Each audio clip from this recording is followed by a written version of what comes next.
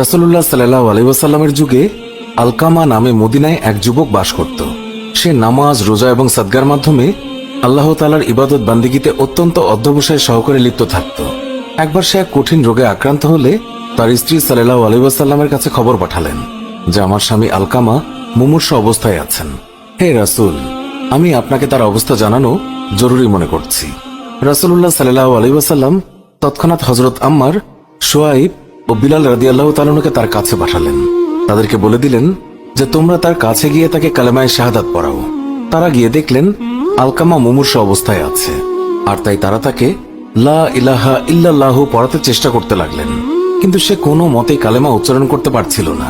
তারা রাসূলুল্লাহ সাল্লাল্লাহু আলাইহি ওয়াসাল্লামের কাছে খবর পাঠালেন যে আলকামার মুখে কালেমা উচ্চারিত হচ্ছে না।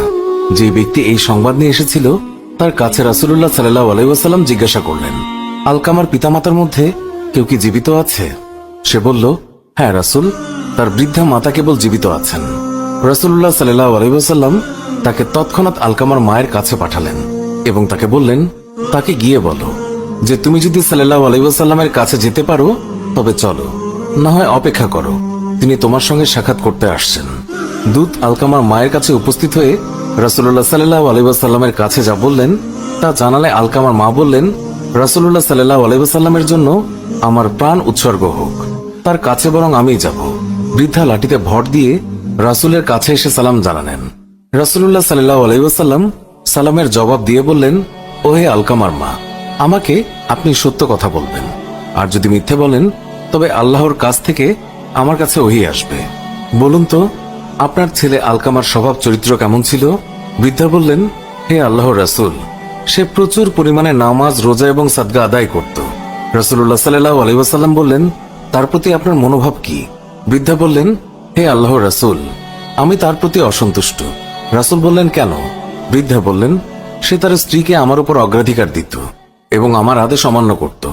রাসূলুল্লাহ সাল্লাল্লাহু আলাইহি ওয়াসাল্লাম বললেন, আলকামার মা অসন্তুষ্ট, তাই কালেমার উচ্চারণে আলকামার জিহ্বা আড়ষ্ট হয়ে গেছে।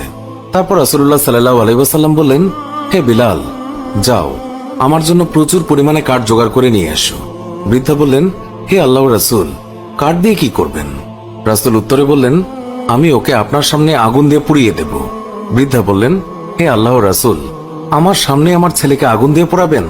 আমি তো তা সহ্য করতে পারবো না। রাসূলুল্লাহ সাল্লাল্লাহু আলাইহি ওয়াসাল্লাম বললেন, ও হে আলকামার মা, আল্লাহর আযাব এর চেয়েও কঠোর এবং দীর্ঘস্থায়ী। এখন আপনি যদি চান আল্লাহ আপনার ছেলেকে মাফ করে দিক, তাহলে তাকে আপনি মাফ করে দিন এবং তার উপরে সন্তুষ্ট হয়ে যান। যে আল্লাহর হাতে আমার প্রাণ, তার কসম, যতক্ষণ আপনি তার উপরে অসন্তুষ্ট থাকবেন ততক্ষণ নামাজ, রোজা এবং সাদগা দিয়ে আলকামার কোনো লাভ হবে না। এই কথা শুনে আলকামার মা বললেন, হে আল্লাহর রাসূল, আমি আল্লাহকে, আল্লাহর ফেরেশতাদেরকে এবং এখানে সকল মুসলমানকে উপস্থিত তাদের সকলকে সাক্ষী রেখে বলছি, আমি আমার ছেলে আলকামার উপর সন্তুষ্ট হয়ে গিয়েছি।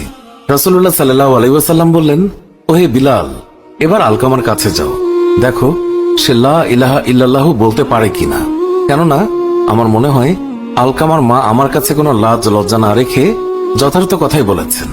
হযরত বিলাল রাদিয়াল্লাহু তাআলা আনহু তৎক্ষণাৎ গেলেন। শুনতে পেলেন ঘরের ভেতর থেকে আলকামা উচ্চ স্বরে উচ্চারণ করছে, লা ইলাহা ইল্লাল্লাহ। বিলাল ঘরে প্রবেশ করে উপস্থিত জনতাকে বললেন, শুনে রাখো, আলকামার মা অসন্তুষ্ট থাকার কারণে সে প্রথমে কালেমা উচ্চারণ করতে পারেনি। পরে তিনি যখন সন্তুষ্ট হয়ে যান তখন তার জিহ্বা কালেমা উচ্চারণে সক্ষম হয়েছে। আলকামা সেদিনই মারা যায় এবং রাসূলুল্লাহ সাল্লাল্লাহু আলাইহি ওয়াসাল্লাম নিজে উপস্থিত হয়ে তার গোসল এবং দাফনের নির্দেশ দেন, জানাজার নামাজ পড়ান এবং দাফনে শরীক হন।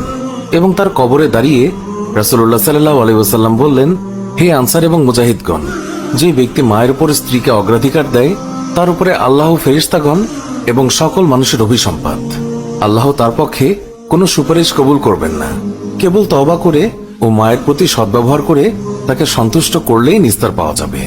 মনে রাখবে, মায়ের সন্তুষ্টিতেই আল্লাহর সন্তুষ্টি এবং মায়ের অসন্তুষ্টিতেই আল্লাহর অসন্তোষ। এমনকি পিতামাতা বিধর্মী হলেও তাদের সঙ্গে সদ্ব্যবহার করতে হবে। হাদিসে বর্ণিত আছে, আসমা বিনতে আবু বকর রাদিয়াল্লাহু তাআলা আনহু বলেন, কুরাইশদের সঙ্গে সন্ধির দিনে আমার মা মুশরিক অবস্থায় আমার কাছে এলেন। আমি রাসূলুল্লাহ সাল্লাল্লাহু আলাইহি ওয়াসাল্লামকে জিজ্ঞাসা করলাম, আমি কি তার সঙ্গে সদ্ব্যবহার করব? রাসূলুল্লাহ সাল্লাল্লাহু আলাইহি ওয়াসাল্লাম বললেন, হ্যাঁ, সদ্ব্যবহার করো। হযরত আবু উমামা রাদিয়াল্লাহু তাআলা আনহু বর্ণনা করেছেন, এক ব্যক্তি রাসূলুল্লাহ সাল্লাল্লাহু আলাইহি ওয়াসাল্লামকে তিনি জিজ্ঞাসা করলেন, সন্তানের উপরে পিতামাতার হক কি? উত্তরে বিশ্বনবী বললেন, তারা উভয়ই তোমার জান্নাত এবং জাহান্নাম। অর্থাৎ যারা পিতামাতার প্রতি যথাযথ দায়িত্ব পালন করবে তারা সফল কাম হবে, আর যারা অবাধ্যতায় লিপ্ত হবে তাদের জন্য লাঞ্ছনা। আমাদের সবার উচিত পিতা মাতার সেবায় নিয়োজিত থাকা, তাদের জন্য সবসময় দোয়া করা। সুপ্রিয় দর্শক, এর সাথেই শেষ হচ্ছে এখনকার ভিডিওটি ভালো লাগলে লাইক দিন, আপনার প্রিয়জনদের মাঝে শেয়ার করুন।